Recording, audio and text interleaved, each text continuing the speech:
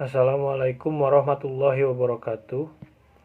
Perkenalkan, nama saya Lukman Atsari Muslim dengan NPM 10121795,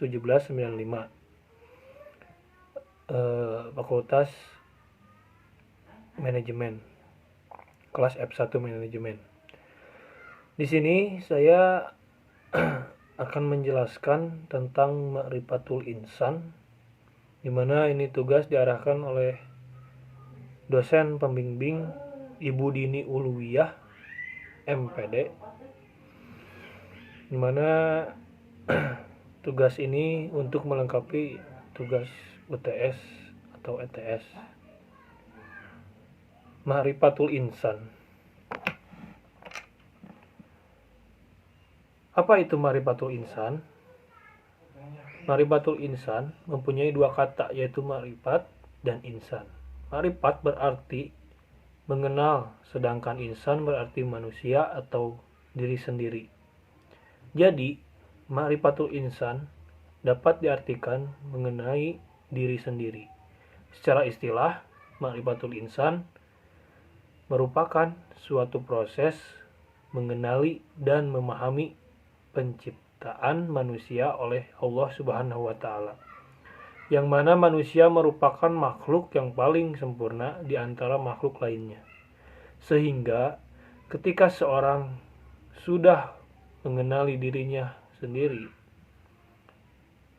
siapakah diri kita, dari manakah asalnya, dan untuk apakah kita diciptakan, dia akan membuahkan hasil yang ketaatan dalam menjalankan amanah sebagai manusia. Dan ini menjadi langkah awal untuk mengenali Sang Pencipta atau Allah Subhanahu wa Ta'ala. Ma'rifatul Insan. Manusia adalah salah satu makhluk ciptaan Allah Subhanahu wa Ta'ala yang memiliki peranan penting dalam kehidupan di muka bumi. Sebagai makhluk yang paling penting, atau sebagai makhluk yang derajatnya paling tinggi dibandingkan makhluk Allah Subhanahu wa Ta'ala yang lainnya, bahkan Allah menyuruh kepada malaikat untuk bersujud kepada Adam alaihi salam, sebagai mana dalam firman Allah Subhanahu wa Ta'ala dalam Quran surat Al-Baqarah ayat 34. Hakikat penciptaan manusia, bahwa manusia diciptakan di muka bumi ini sejatinya adalah untuk beribadah kepada Allah Subhanahu wa Ta'ala serta memiliki guna dan fungsinya. Allah berfirman dalam Quran surat Az-Zariyat ayat 56 dan Quran surat Al-Mu'minun ayat 115. Berdasarkan firman tersebut, maka manusia harus bisa memakai hidup atau memaknai hidup, bahwa manusia diciptakan selain untuk beribadah kepada Allah Subhanahu wa Ta'ala, juga manusia memiliki tugas sebagaimana khalifah fil ard, yaitu manusia mewakili Allah di dunia atau di muka bumi untuk memakmurkan dunia. Manusia dapat memakmurkan dunia setidaknya melalui 4 hal, yaitu dengan memakmurkan diri sendiri, merasa dirinya sebagai bagian dari masyarakat, merasa dirinya merupakan bagian dari alam, dan melakukan penghambaan kepada Allah Subhanahu wa Ta'ala.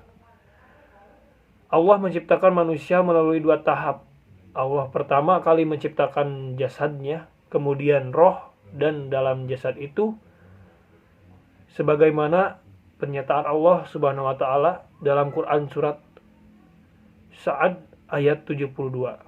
Jadi 2 unsur utama dalam kepribadian manusia adalah unsur materi, yaitu fisik, unsur ruh, yaitu hati, dan jiwa manusia. Selain 2 unsur tersebut, ada 1 unsur yang membuat manusia menjadi makhluk Allah yang sempurna dibandingkan hewan dan tumbuhan lainnya. Unsur tersebut adalah akal, di mana akal ini akan menuntun manusia kepada jalan yang lebih baik dan pemikiran-pemikiran yang akan datang. Takotul insan atau potensi manusia. Manusia diberikan potensi oleh Allah Subhanahu wa taala akan diminta pertanggungjawaban di hadapan Allah Subhanahu wa taala apakah seorang itu amanah dalam menjalankan tugasnya atau khianat. Allah menciptakan dan memberikan segala potensi kepada manusia hanya untuk menjadikan manusia taat, tunduk, patuh dan mengabdi ibadah kepadanya. Tetapi ada juga yang khianat terhadap perintah Allah Subhanahu wa taala, maka dia akan dijadikan dirinya hina melalui binatang-binatang.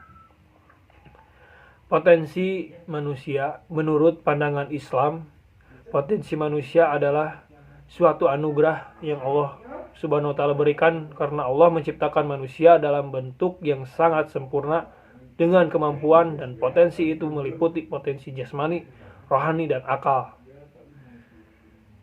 Potensi pendengaran menurut pandangan Islam adalah mendengarkan ajaran-ajaran agama Allah yang disampaikan kepadanya oleh Rasulullah Shallallahu Alaihi Wasallam dan Rasul-Rasul dan para nabi yang telah Allah naungkan dalam Quran surat An-Nahl surat ke-16 ayat 78. Potensi penglihatan.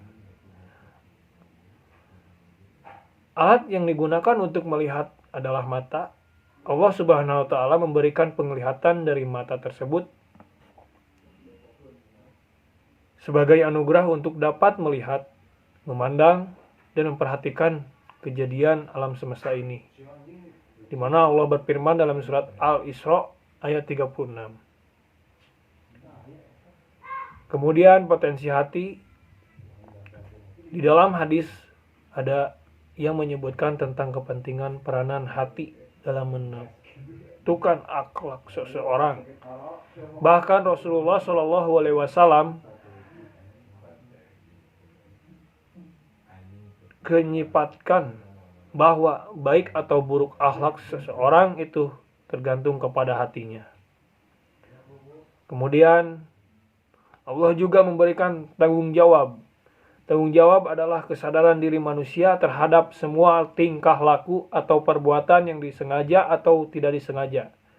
Tanggung jawab juga harus berasal dari dalam hati dan kemauan diri sendiri atas kewajiban yang harus dipertanggungjawabkan.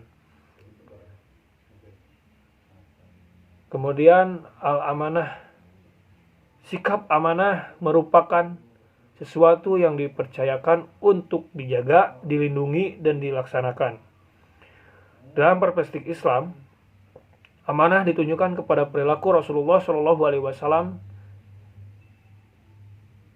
pada zaman kaum Quraisy, yakni dapat dipercaya dan menjalankan semua aspek kehidupan baik dalam berdagang dan pasca hal sosial lainnya. Mereka memilih sikap amanah di dunia ini akan dianugerahi kehormatan al-khilafah atau kepemimpinan. Sebagaimana telah disebutkan oleh Allah Subhanahu wa taala dalam kitabnya. Kemudian al-khianat. Orang-orang yang tidak memfungsikan potensi yang telah diberikan Allah Subhanahu wa taala disebut orang yang khianat. Bagi manusia yang memiliki sikap khianat, maka Allah taala akan mengazab dan mengkhianatkan. Naudzubillah min dzalik. Mereka yang tidak mau menggunakan potensi dirinya untuk beribadah, untuk mencari kerja, untuk bersolat atau mempertanggungjawabkan potensi dalam dirinya, diumpamakan oleh Allah Subhanahu wa taala berbagai perumpamaan yang hina. Dari sini kita dapat menyimpulkan bahwa manusia hidup di dunia itu untuk sebagai khilafah, dimana ketika kita tidak menjalankan fungsi yang telah diterangkan tadi, yang telah dianugerahi oleh Allah Subhanahu wa taala, yang dimana ada fungsi sebagai khalifah atau pemimpin, fungsi bertanggung jawab terhadap dirinya sendiri, maka kita akan dinilai sebagai orang yang khianat, tidak bisa memfungsikan dirinya yang telah diberikan kelebihan oleh Allah Subhanahu wa taala. Mungkin sekian paparan dari saya. Mohon maaf bila banyak kesalahan, karena letaknya kesalahan adanya di manusia, walaupun manusia tersebut adalah makhluk yang sempurna, walaupun manusia tersebut makhluk yang diberi akal oleh Allah Subhanahu wa taala, tetapi manusia juga mempunyai hawa nafsu, di mana kita tidak bisa sewaktu-waktu mengendalikan diri kita, tapi harus lebih baik dan lebih baik. Wabillahi taufiq wa hidayah. Wassalamualaikum warahmatullahi wabarakatuh. Terima kasih atas perhatiannya.